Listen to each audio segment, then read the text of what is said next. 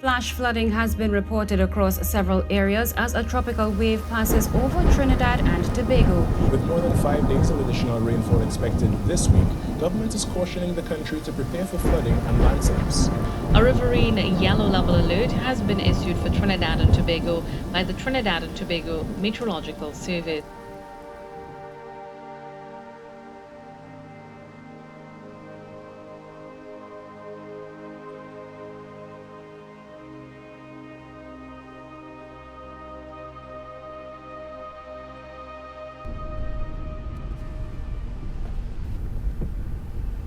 When I heard that we had received a home in the Greenvale area, we were very happy because we were renting since 2003.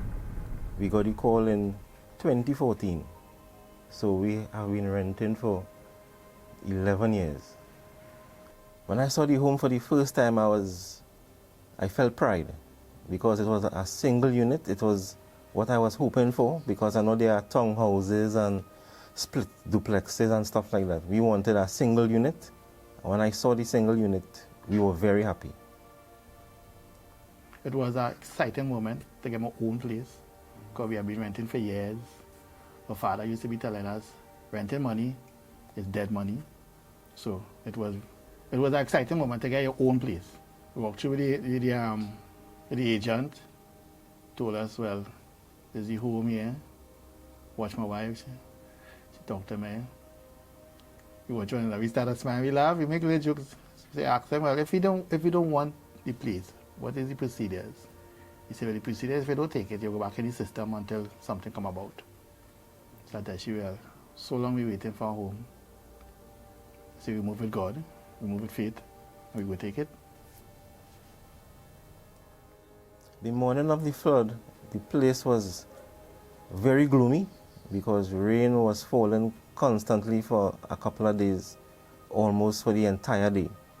So the threats of flooding were high. So the place was gloomy and persons were kind of expectant and at the same time hoping that it didn't lead to any flooding at all. The flooding occurred on Friday, the 19th of October, 2018. On a normal Friday, I would be going to work, my daughter would attend school, the kids would attend school. And sometimes, according to, if we make plans, we will go to a little cinema in Trinity City Mall, go on Lyman Mall, or even home here, we would have a little family activity, a little movie night. That's a normal Friday. So the day I went to work like normal, I was working in the officer's mess at that moment. I was holding on for one of my colleagues, and my wife called me and tell me, so she called me and tell me water in the yard. I said, well, no problem, water is already in the yard. Me fighting up the drains and pulling up, she said. I said, what matter? After a while, about half an hour, it wasn't even half an hour good, but say about 15 or 20 minutes, she called me back. Water coming in the house. I said, water coming in the house? See here, water reaching by the window. She started to panic. I called my son. She gave my son the phone. I said, well, his name is Jalan, but I call him Lano for short. I said, Lano, take off the meter box. I said, yeah, Daddy, right. Take off the meter box. I said, I'm coming. I realized the flood waters were coming in when my wife woke me from sleep around 6 o'clock that evening. And she told me that there were flood waters just outside our gate. And I couldn't believe it. When I came outside and I looked onto the roadway, all I was seeing was water. You couldn't tell where the drain was, where the culverts was, anything like that. That's when I realized things were serious. There were HDC personnel back and forth on the roadway. But when around 6:30, I noticed the water started to back and come onto my property.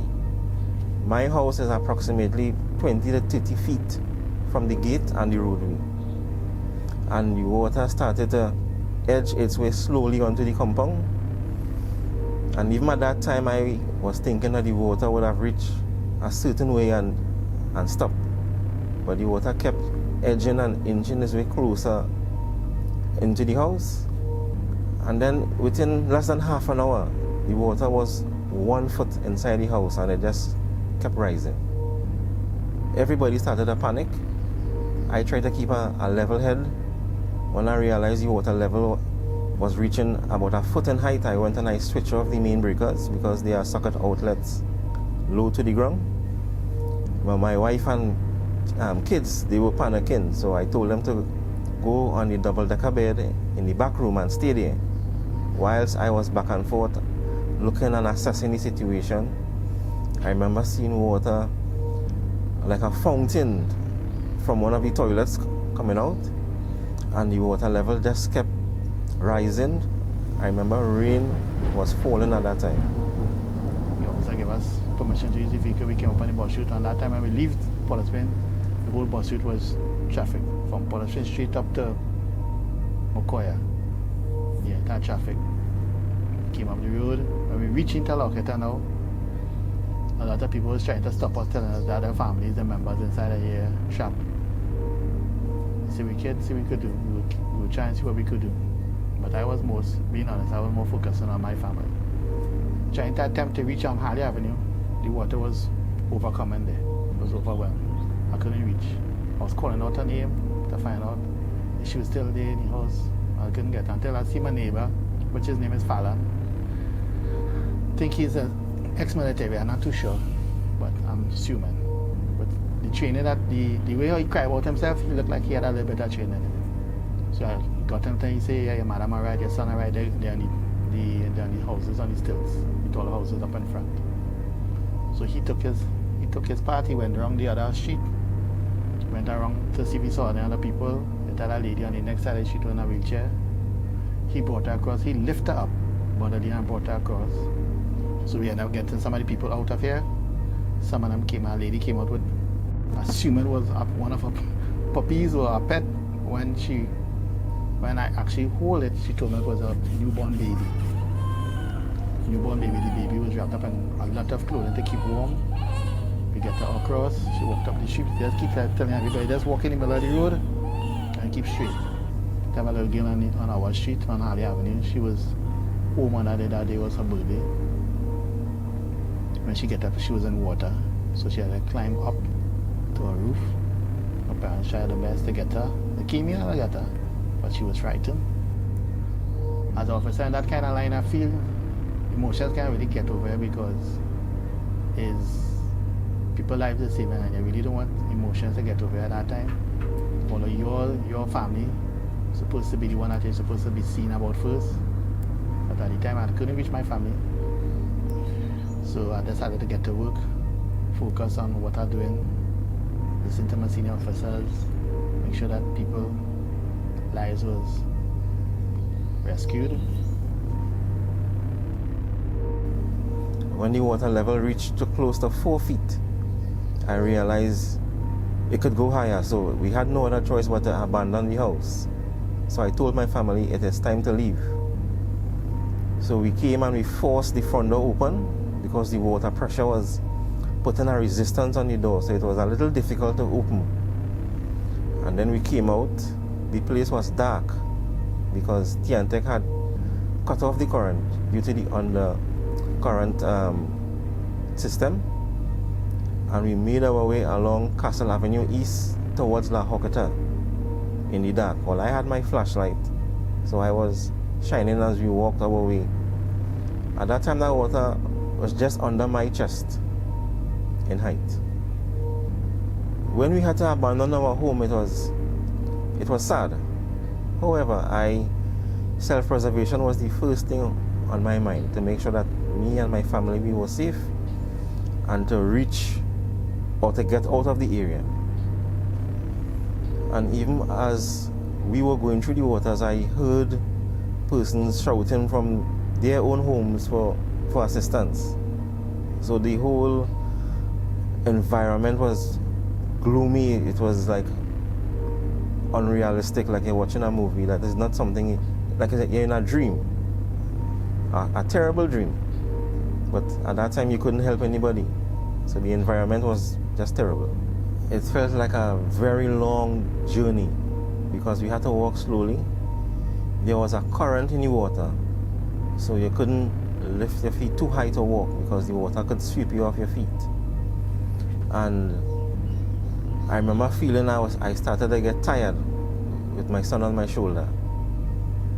And even as we went a little higher, we met a fire officer who was directing us to keep on the extreme right because the current from the cross streets was so strong it was pushing persons. So I realized when I reached one of the cross streets, the current pushed me from the extreme right of Castle Avenue East almost to the extreme left.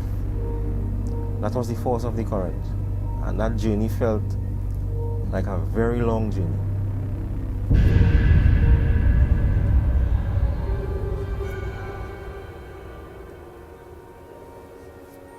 I returned home the very next day to assess the situation. Whilst we were at the shelter at the community center, I heard persons saying that the flood water gone down. So I decided to take a chance with some friends. However, even to reach to the house was a little challenge because the water was still high, and I had to reach in by my house using a boat because some parts we couldn't walk in.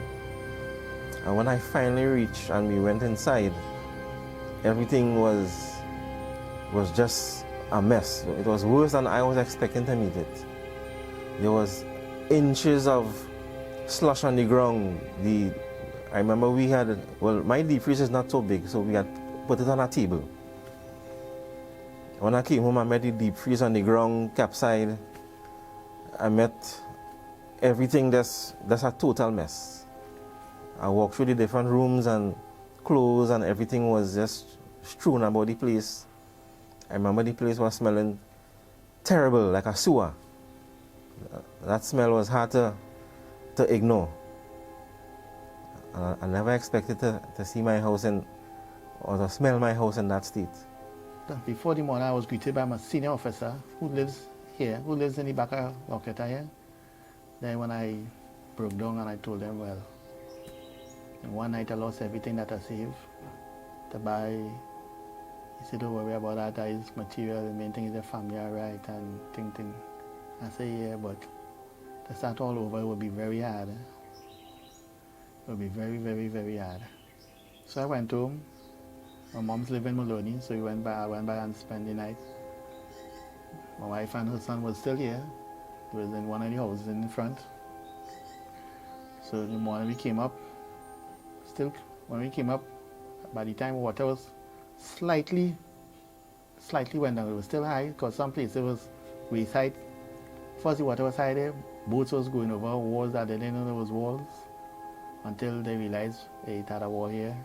Some people was rescued by helicopters, some came by the Coast Guard, came with the dinghies and got people out.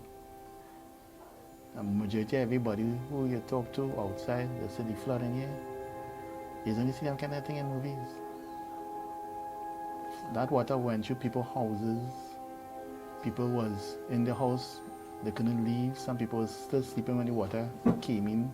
People said they see water coming in back here already, but that year, that flood wasn't easy. It wasn't easy. Life after the flood, we have cleaned up our homes and we try to return to some semblance of normalcy. But one thing I noticed with persons in the area, even with me, that especially when rain falls heavy, you go into a panic mode. And I remember at one point, the next year after the flooding, I was in work in Port of Spain. And a neighbor called and said, the rain falling heavy, so it looks as though it might flood again. And I remember rushing to come home to start to pack up stuff. I realized that psychological issue was there, and it still remains. When rain falls heavy, we always have our stuff packed and ready to go just in case it should reoccur.